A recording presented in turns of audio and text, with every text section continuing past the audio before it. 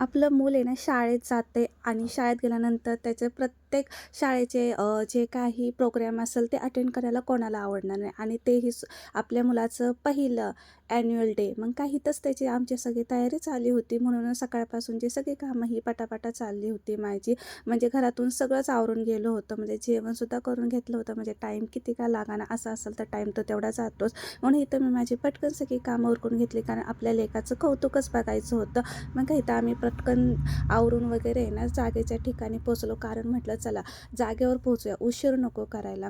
आणि सगळ्यात पहिलं महत्त्वाचं होतं ना की आपलं मूल स्टेजवर काय आणि कसं परफॉर्मन्स करतं हे सगळ्यांना आम्हा तिघांनासुद्धा बघायची ना एक्साइटमेंट होती.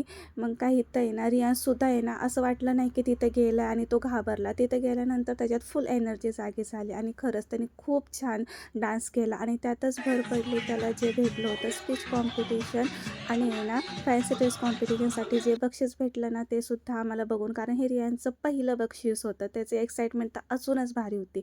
मग काय संध्याकाळी आम्ही घरी आलो, रियांशला भूक लागली म्हणून शिरा केला आणि संध्याकाळच्या स्वयंपाकाची तयारी केली. आज खूपच साधा स्वयंपाक होता. तर असा होता आमचा दिवस.